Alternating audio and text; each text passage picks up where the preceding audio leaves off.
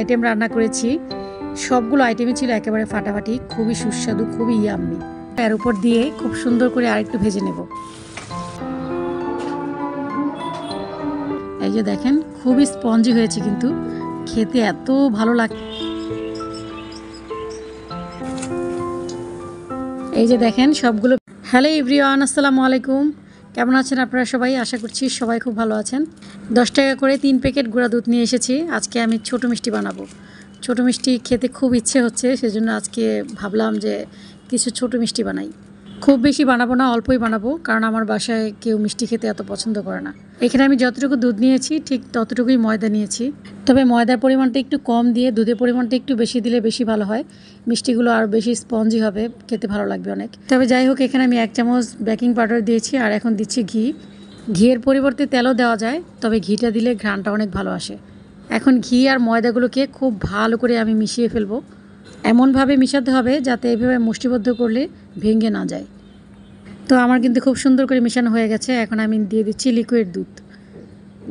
একদম পরিমাণে অল্প দিয়ে একটু মেখে দেখব যে কতটুকু স্টিকি হয়েছে। মিষ্টির ডোটা যত নরম করে মাখা যায় ততই ভালো। 10 মিনিটের মতো রেখে দিলে কিন্তু এমনিতেই পানি শুকিয়ে খুব সুন্দর সেট হয়ে যাবে।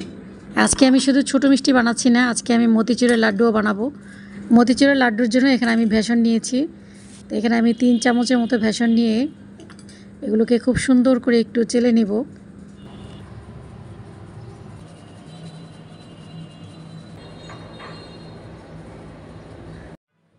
এখন দিয়ে দিচ্ছি স্বাদমতো লবণ, দিয়ে এটাকে খুব সুন্দর করে একটু মেখে নিব হাত দিয়ে।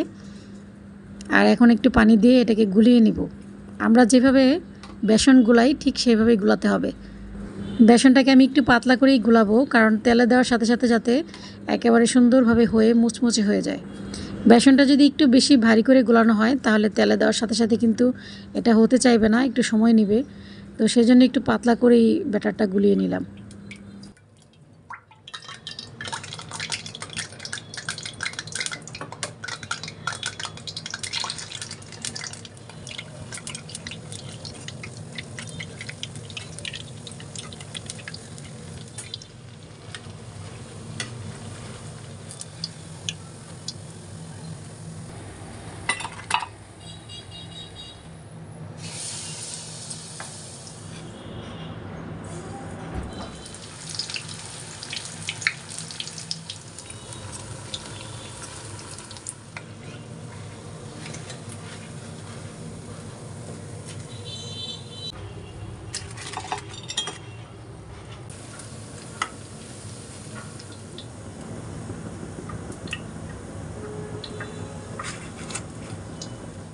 এই যে দেখেন, সবগুলো বেসন আমি এইভাবে খুব সুন্দর করে একদম মুচমুচে করে ভেজে নিয়েছি।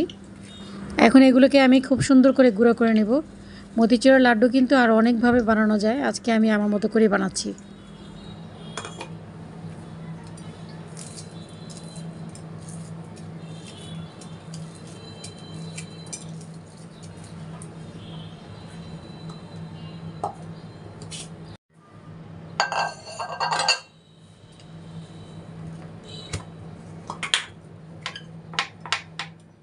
এগুলোকে একটু ছড়িয়ে দেই।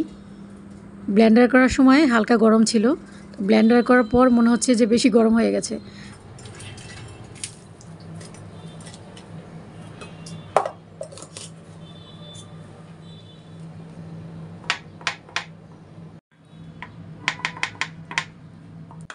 ব্যাস হয়ে গেছে, খুব সুন্দর করে গুঁড়া হয়ে গেছে। তবে খুব বেশি গুঁড়া করলে কিন্তু মতিচুরের লাড্ডু খেতে তেমন একটা ভালো লাগে না।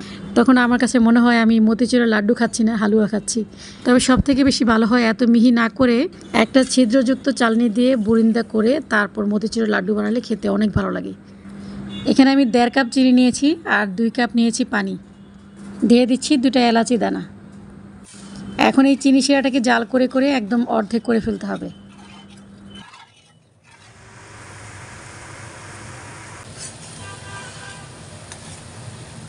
চিনি শিরা খুব বেশি পাতলাও করা যাবে না, আবার খুব বেশি ঘনও করা যাবে না।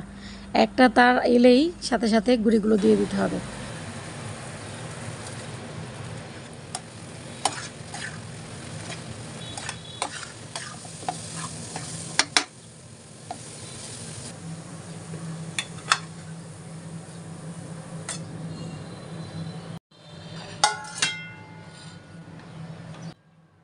প্লেটে সামান্য একটু ঘি দিয়ে প্লেটটাকে একটু তৈলাক্ত করে নিচ্ছি।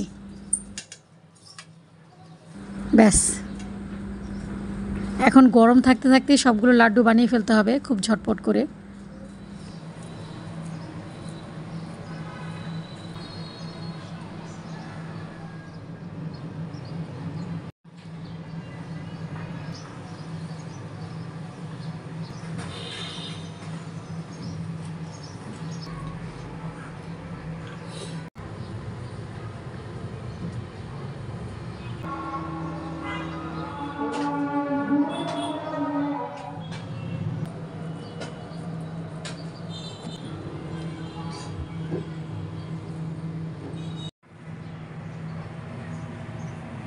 হয়ে গেছে আমার দারুণ সুস্বাদু মতিচুরের লাড্ডু। আমি মতিচুরের লাড্ডু আজকে একটু মিহি করে বানিয়েছি, আপনারা চাইলে ছিদ্রযুক্ত চালনি দিয়ে বুরিন্দা করেও বানাতে পারেন।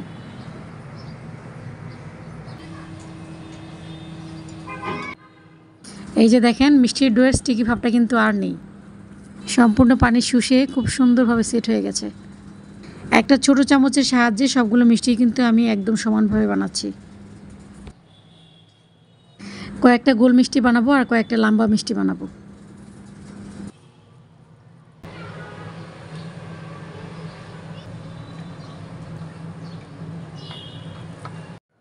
তেলটা কিন্তু একদম হালকা গরম থাকতে থাকতেই আমি মিষ্টিগুলো এখন ছেড়ে দেব। তেল যদি খুব বেশি গরম হয়ে যায় তাহলে কিন্তু মিষ্টিগুলো পুরো ছাই হয়ে যাবে।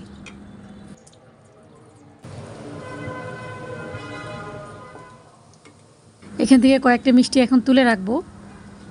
কয়েকটা মিষ্টি সাদা থাকবে আর কয়েকটা মিষ্টি কালো থাকবে।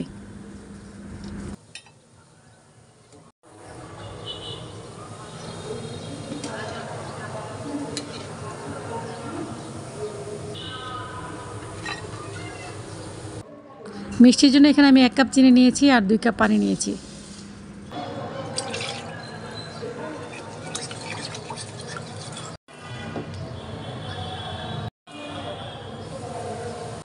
চিনি শিরাটা বলক আসার সাথে সাথে এখন মিষ্টিগুলো ঢেলে দিচ্ছি।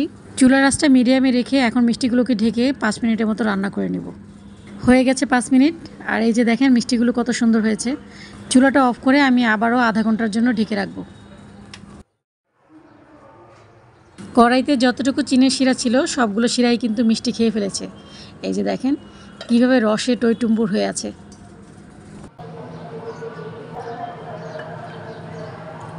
বেবি সুইটগুলো কত সুন্দর হয়েছে আপনাদেরকে একটু দেখাচ্ছি। এই যে দেখেন খুবই স্পঞ্জি হয়েছে, কিন্তু খেতে এত ভালো লাগছে, খুবই রসালো। যদি ময়দার পরিমাণটা কম দিয়ে দুধের পরিমাণটা একটু বেশি দেন তাহলে আরও বেশি স্পঞ্জি হবে, খেতে অনেক ভালো লাগবে। আজকে আমি মোমো বানাবো। মোমোর ডোটা রেডি করছি। এখন আমি দিয়ে দিচ্ছি স্বাদমতো লবণ। এখানে আমি 3 চামচ ময়দা আর 1 চামচ কর্নফ্লোর নিয়েছি। আর এখন দিয়ে দিচ্ছি আগুন আগুন গরম পানি। আগুন আগুন গরম পানি দিয়ে কিন্তু মোমোর ডোটা রেডি করতে হয়।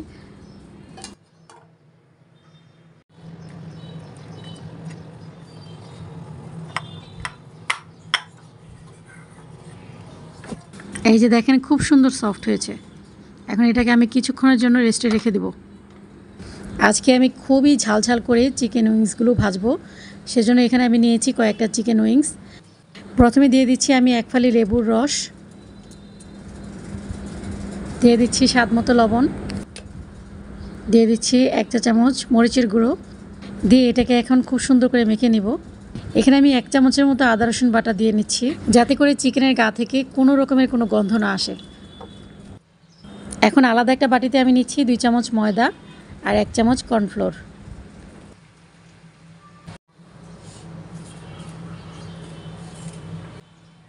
দিয়ে দিচ্ছি 1 চামচ মরিচের গুঁড়ো, আধা চা চামচ গোলমরিচের গুঁড়ো, আধা চা চামচ গরম মশলার গুঁড়ো, স্বাদ মতো লবণ, দিয়ে দিচ্ছি 1 চামচ আদা বাটা আর 1 চা চামচ রসুন বাটা। এখন সবগুলো উপকরণ ময়দার সাথে আমি খুব ভালো করে মিশিয়ে নিয়েছি। আর এখন উইংসগুলো দিয়ে উইংসগুলো আমি একদম ময়দার সাথে খুব সুন্দরভাবে মিশিয়ে নেব।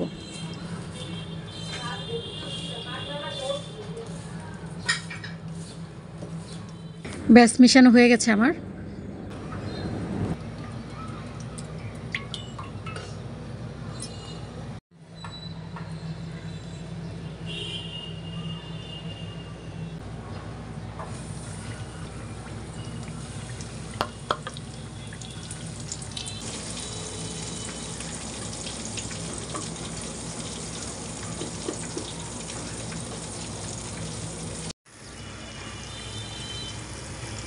মোমোর জন্য মুরগির বুকের পাশটা নিয়েছি। তো মুরগির বুকের সাইডটা আমি কিন্তু খুব সুন্দর করে ধুয়ে নিয়েছি।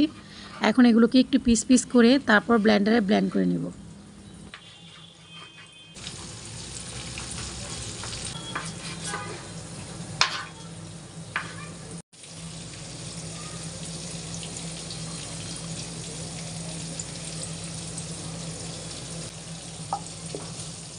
এই যে হয়ে গেছে আমার ব্লেন্ড করা, খুব সুন্দর করে কিন্তু ব্লেন্ড করা হয়ে গেছে। দিয়ে দিচ্ছি গোলমরিচের গুঁড়ো, দিয়ে দিচ্ছি পেঁয়াজ কুচি, দিয়ে দিচ্ছি কাঁচামরিচ কুচি, স্বাদ মতো লবণ। এখন এই সবগুলো উপকরণ আমি হাত দিয়ে খুব ভালো করে চটকিয়ে মিশিয়ে নিব। একদম ফুটন্ত গরম তেল দিয়ে দিচ্ছি এর উপরে।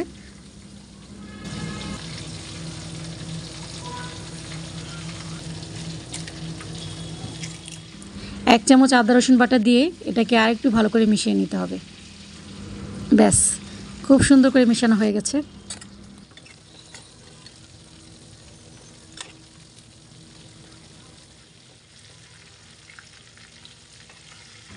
চিকেন উইংসগুলো আমি এপিট উপিট করে খুব সুন্দর করে ভেজে নিয়েছি, একেবারে মুচমুচে করে ভেজে নিয়েছি।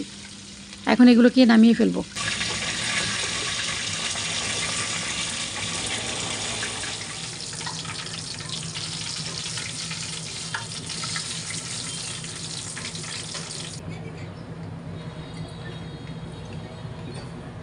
দিয়ে দিচ্ছি টমেটো পেস্ট, দিয়ে দিচ্ছি চিলি সস। যেহেতু নাগা উইংস বানাচ্ছি তাই ঝালের পরিমাণটা একটু বেশি দিলাম। এখন ভেজে রাখা উইংসগুলো এর উপর দিয়ে খুব সুন্দর করে আরেকটু ভেজে নেব।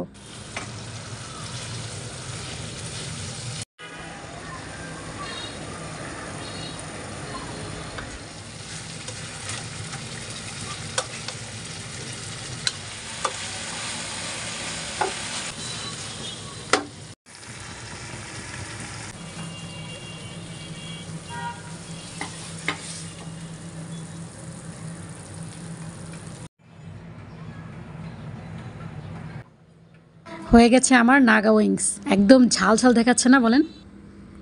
মোমোর জন্য চিলি অয়েলটা রেডি করছি। তো এখানে আমি দিয়ে দিচ্ছি কিছু রসুন কুচি আর চিলি ফ্লেক্স দিয়ে এখন একদম গরম তেল ঢেলে দিচ্ছি এর ওপর। উফ, খুব সুন্দর একটা ফ্লেভার বের হয়েছে। এই চিলি অয়েল দিয়ে মোমো খেতে কিন্তু ভীষণ ভালো লাগে।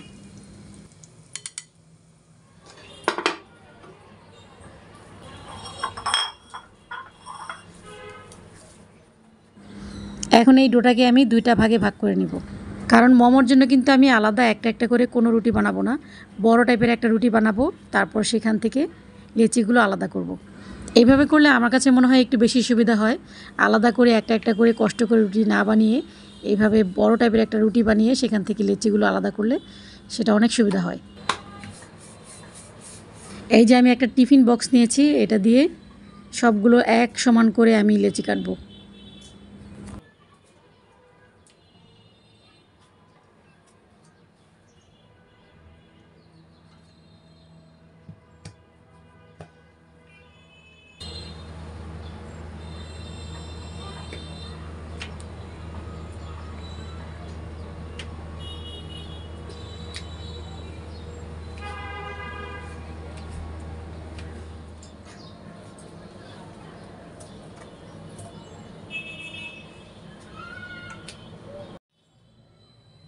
আরেকটু বড় সাইজের বাটি নিয়ে যদি কাটতাম তাহলে রুটিগুলো আরেকটু বড় হতো।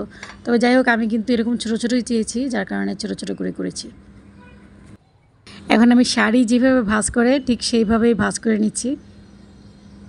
মোমোর এই ভাঁজগুলো কিন্তু খুবই সহজ ভাঁজ, দেখতেও সুন্দর লাগে, আবার ভাঁজ করতেও অনেক ভালো লাগে। ব্যাস, হয়ে গেছে আমার মোমোর ভাঁজ করা। এখন চাইলে কিন্তু আমি মুখটা বন্ধ করে দিতে পারি, আবার খোলাও রাখতে পারি, কোনো সমস্যা নেই। হয়ে গেছে।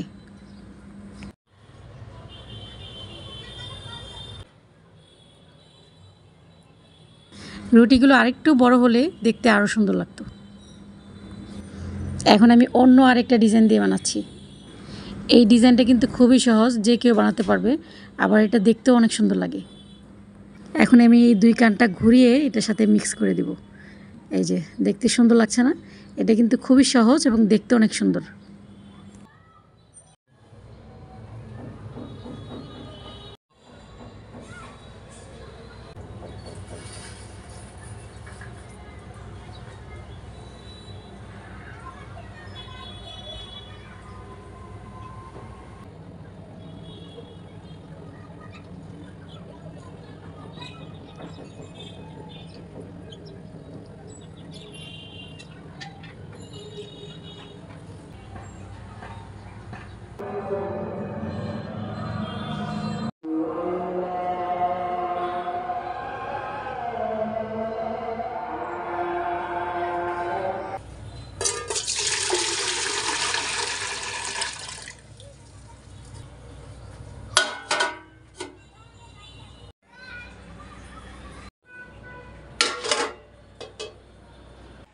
একটু তেল ব্রাশ করে দিচ্ছি যাতে মোমোগুলো লেগে না যায়। সবগুলো সাইডে আমি খুব সুন্দর করে তেল ব্রাশ করে দিচ্ছি।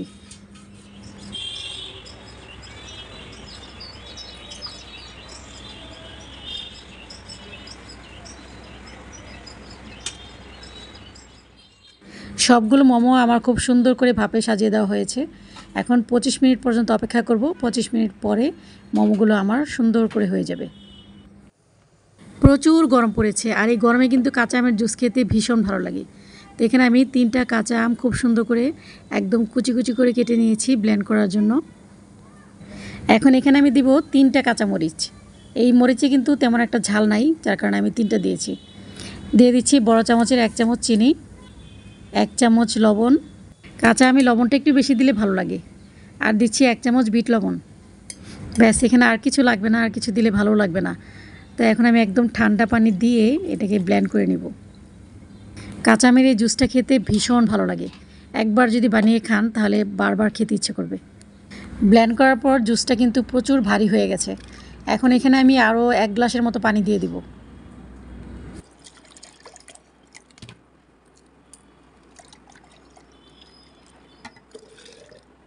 এদিকে আমার মোমোগুলো প্রায় হয়ে গেছে।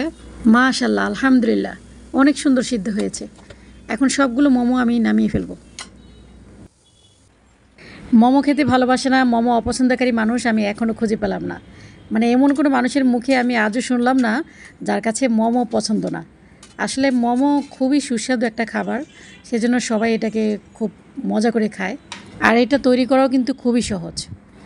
আর বিশ্বাস করেন, আজকে আমি যতগুলো আইটেম রান্না করেছি সবগুলো আইটেমই ছিল একেবারে ফাটাফাটি, খুবই সুস্বাদু, খুবই ইয়াম্মি। আর আমের জুসটা তো একদম সেই স্বাদ।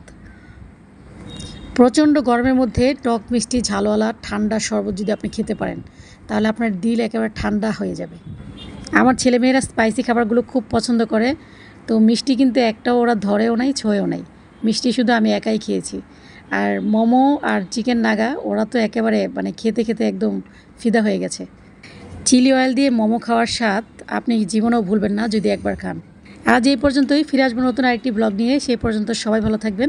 আল্লাহ হাফিজ, আসসালামু আলাইকুম।